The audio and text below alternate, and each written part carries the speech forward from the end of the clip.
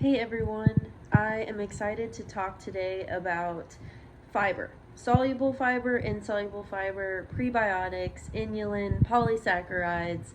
Those are all the things on my brain. I wish I could put a little vocab checklist right here. Maybe I'll figure that out. I don't have my phone stand with me, so you're just going to have to bear with me on this video because when the inspiration is there, it's there, by golly.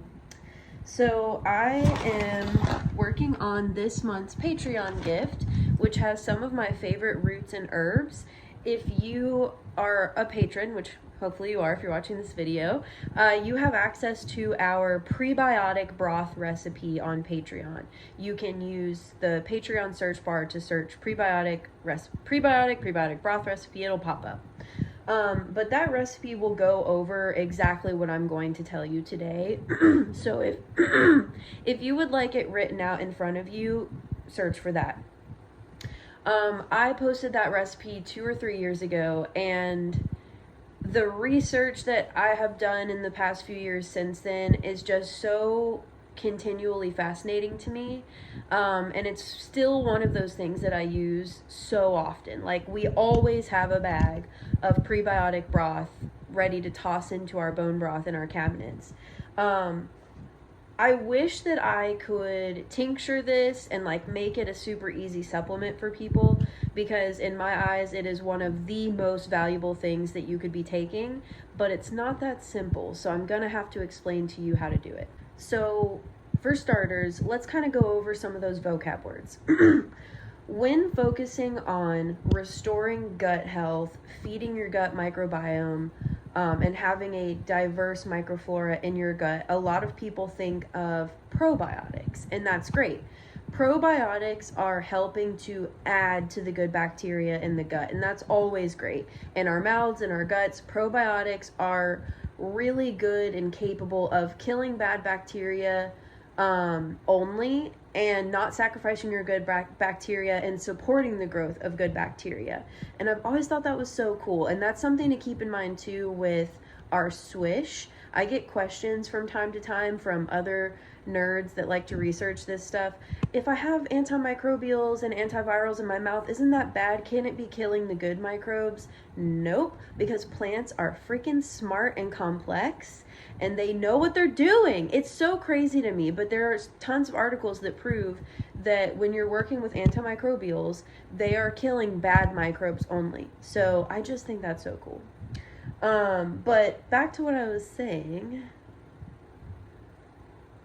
Probiotics, they add to your good microbes, right? They add to the good stuff.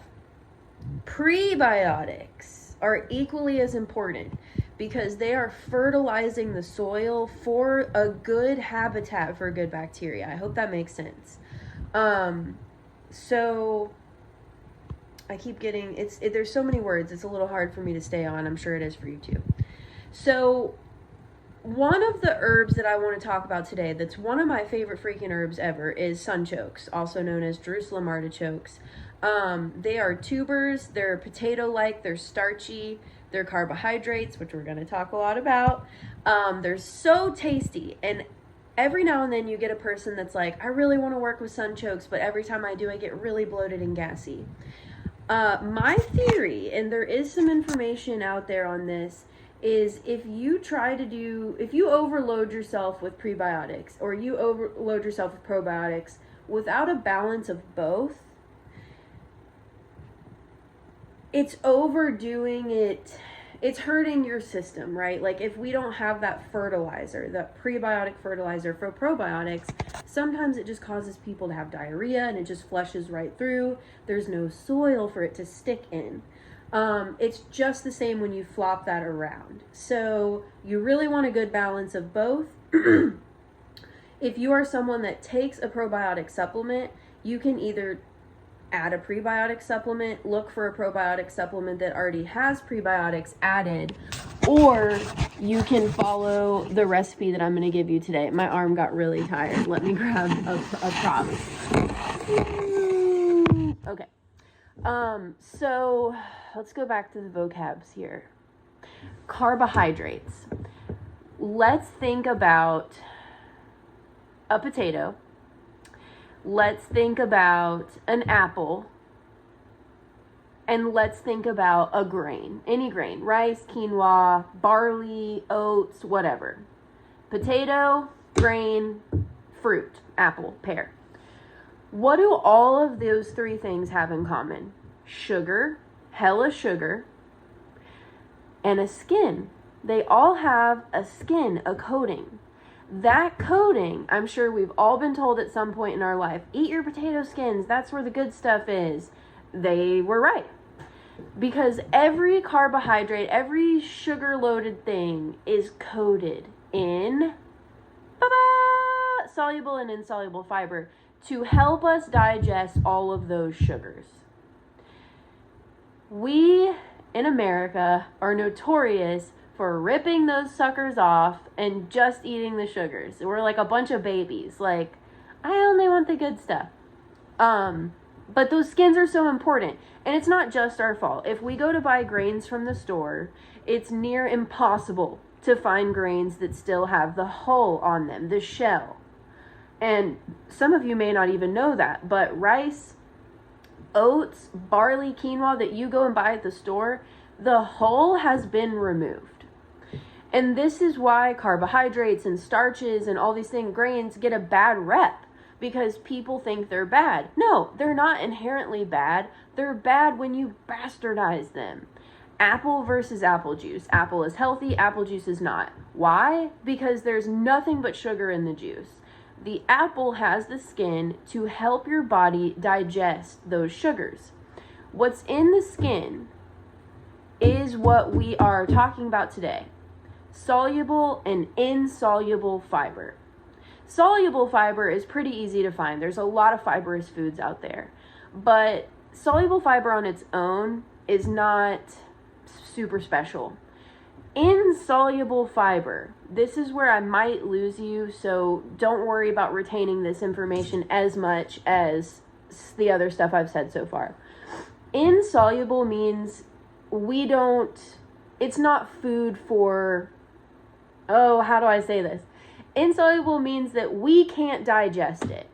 And you're probably thinking, isn't that bad? No, because the insoluble fiber plays a role with fiber, and it plays a role in your gut health.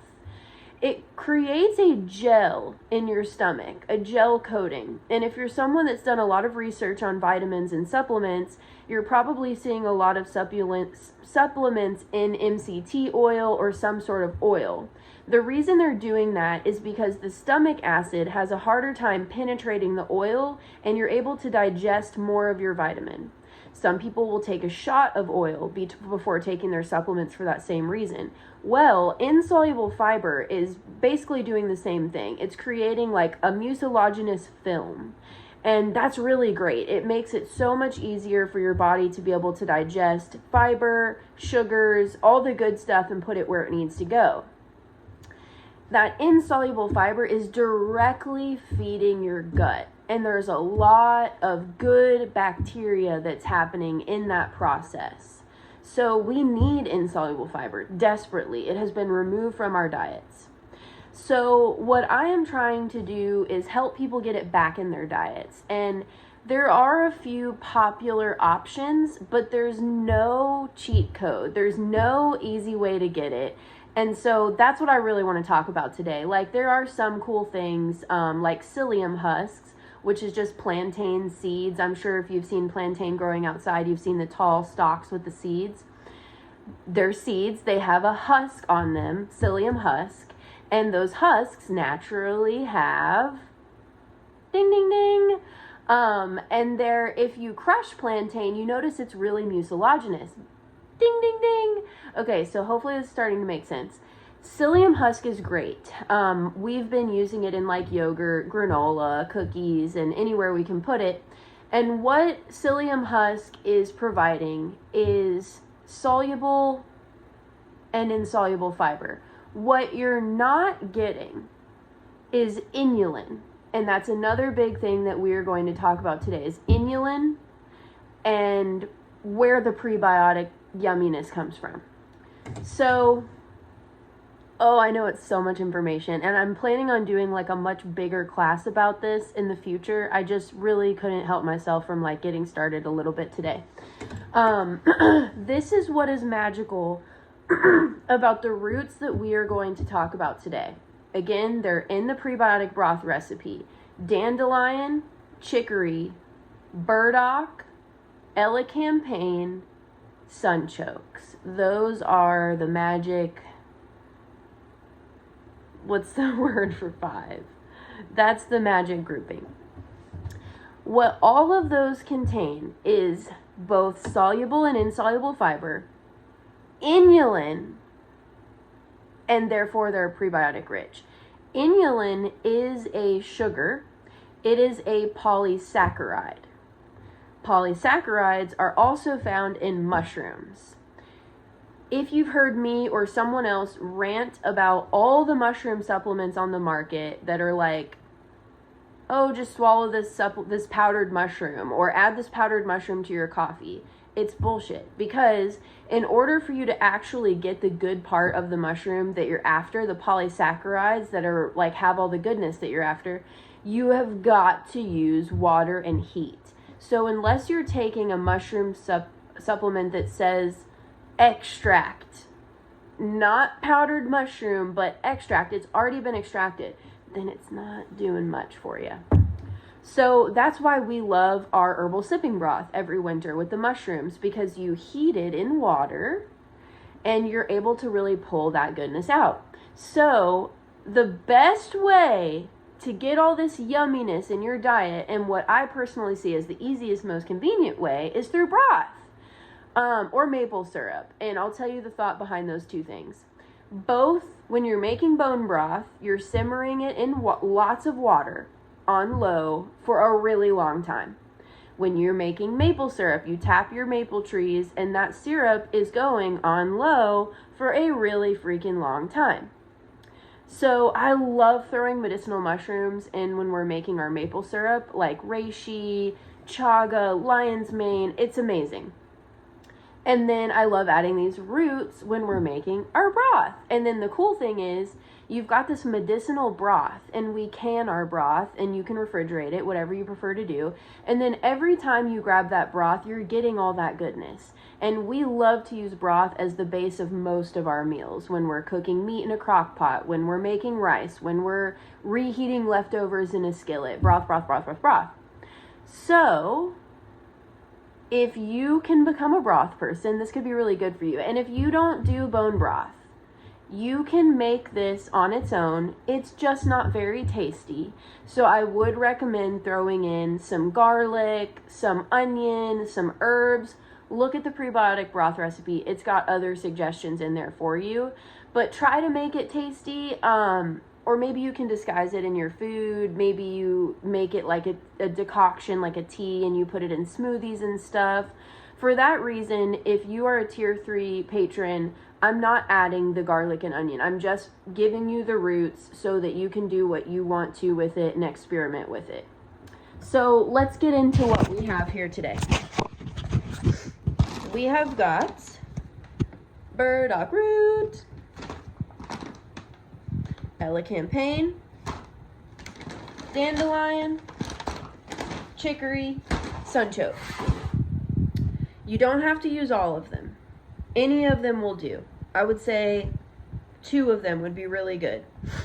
Burdock is great. It's not super strong. Dandelion, chicory, and elecampane, very strong, very spicy.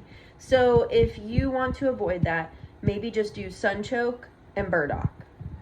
But we are going to mix these roots together, and you are going to simmer them on low for a long period of time. A good thing a good way to view decoctions is to start with double the liquid that you would like. So let's say you want to end with a pint. You would start with a quart of water, and you would let your decoction go slow and low until it had reduced by half, and then you have a pint. That's a good way to think about it and look at it. When we're making broth, we're typically doing like 10 to 12 quarts at a time. So we start with a really good amount of water and let it go for over 24 hours. You do want to let it go as long as you possibly can. I would say overnight would be really nice. Like if you want to start it before bed and leave it on low simmer until you wake up in the morning, that's probably a really good way to do it. And again, it doesn't have to just be broth. You could make a little liquid that maybe you make a simple syrup with. Maybe you strain the roots out and you add some brown sugar or some honey or maple syrup, and you use that as your sweetener for your coffee or whatever, if that's a better delivery method for you. I would say just maybe taste it as you go and see if it's something you can work with. A lot of herbalists have good luck disguising these roots in maple syrup and honey and whatnot, so that would be fine. You just can't powder it and add it to it. You have got to decoct it. And so because of that, it has lots of water present and is therefore not going to be naturally preserved. You will have to refrigerate or something of that nature.